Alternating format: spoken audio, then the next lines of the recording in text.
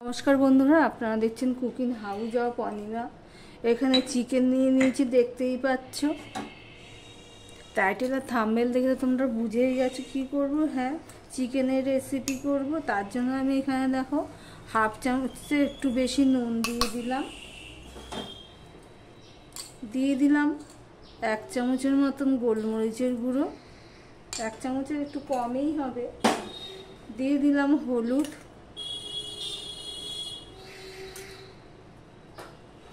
দিয়ে দিলাম সর্ষের তেল, 2 চামচের মতন হবে সর্ষের তেল দিয়ে দিলাম। খুব অল্প তেলেই রান্না করব। আর দিয়ে দিচ্ছি এখানে দেখো টক দইটা আগের থেকে ফ্যাটিয়ে রেখেছিলাম, সেই টক দইটা আমি এখানে দিয়ে দিচ্ছি। ভিডিওর শুরুতে একটা লাইক দিয়ে কন্টিনিউ করো বন্ধুরা। টক দইটা এখানে 5 গ্রামের একটু বেশি হবে টক দই, 600 গ্রাম মাংসের জন্য। এবার সুন্দর করে মাখিয়ে নেব।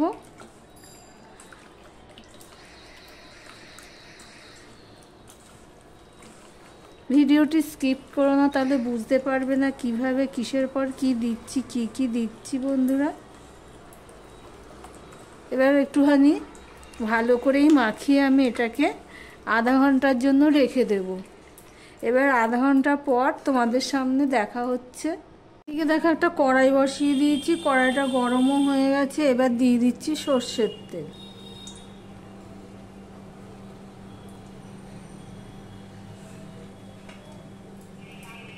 এবার এখানে দিয়ে দিলাম একটা শুকনো লঙ্কা, দিয়ে দিলাম 2টো তেজপাতা, আর এখানে দেখো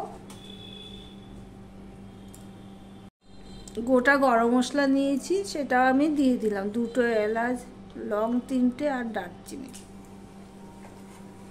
আর এখানে কেটে নিয়েছি দেখো পেঁয়াজ, বড় সাইজে 3টে পেঁয়াজ নিয়েছি, আর রসুন নিয়েছি 2টো।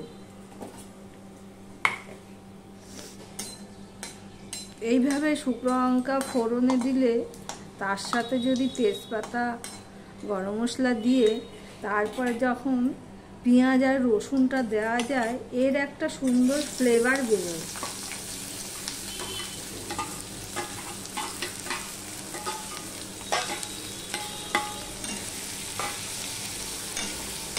এটাকে আমি একটুখানি কমিয়ে নেব।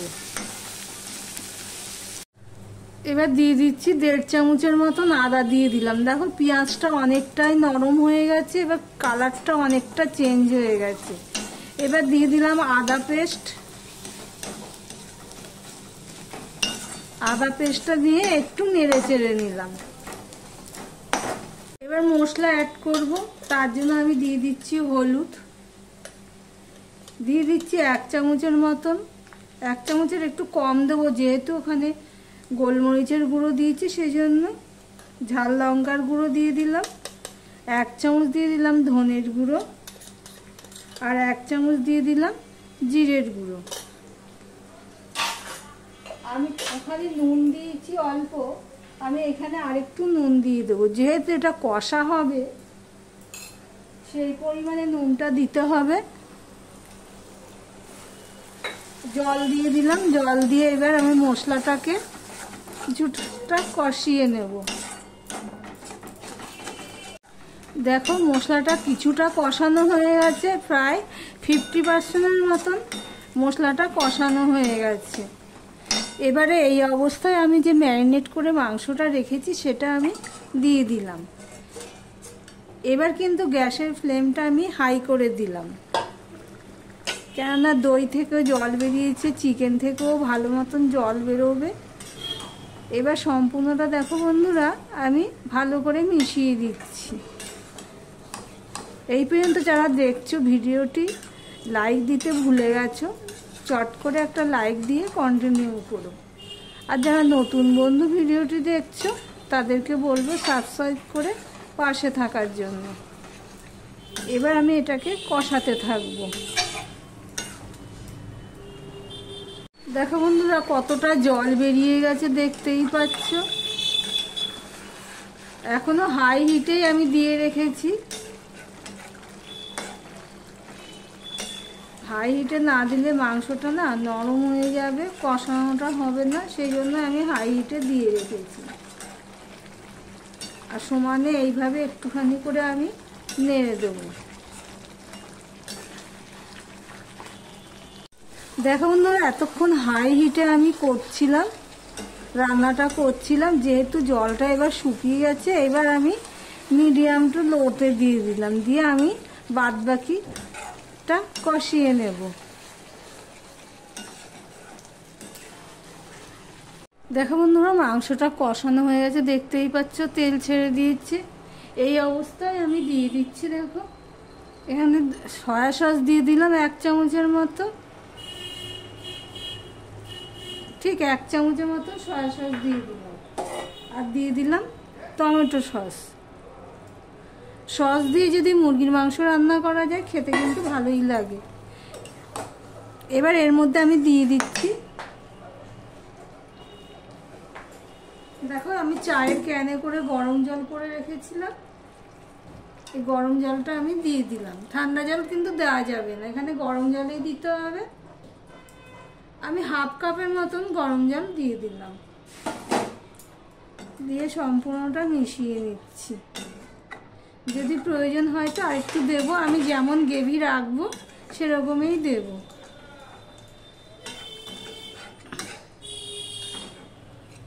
এখানে আরো একটু জল দিয়ে দিলাম।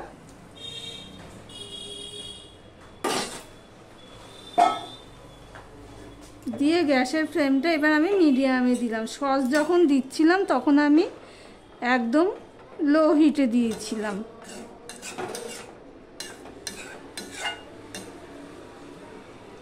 এবার 3 থেকে 4 মিনিট আমি ফুটিয়ে নেব, সসটা মাংসের মধ্যেও ঢুকবে। একটুখানি আমি ঢাকা দিয়ে দেবো এবারে। দেখো প্রায় 3 থেকে 3.5 মিনিট আমি ঢাকা দিয়ে ফুটিয়ে নিয়েছি, তারপর ঢাকাটা তুলে নিয়েছি, নিয়ে তোমাদের সামনে আসলাম। এখানে আমি একটু দিয়ে দিচ্ছি নুন, কেননা নুনটা না কম হয়েছে একটু, তাই টেস্ট অনুযায়ী নুন দিয়ে দিলাম। নুন দিয়ে আমি একটুখানি এইভাবে মিশিয়ে নিচ্ছি।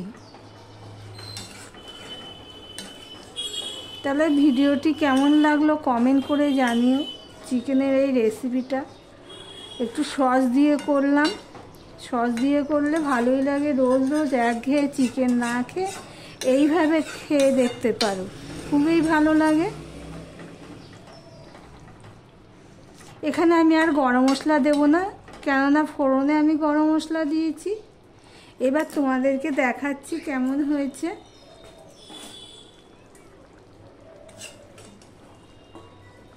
গ্যাসটা আমি কিন্তু অফ করে দিয়েছি, দিয়েই তোমাদেরকে দেখাচ্ছি। চিকেন রসা বলতে পারো, চিকেন কষা বলতে পারো, যাই বলো না কেন, খুবই ভালো লাগে এইভাবে সস দিয়ে যদি চিকেন রান্না করা যায়। তাহলে ভিডিওটি আজকের মতন এখানেই শেষ করছি। আবার অন্য কোনো রেসিপি নিয়ে চলে আসবো বন্ধুরা, সঙ্গে থেকো।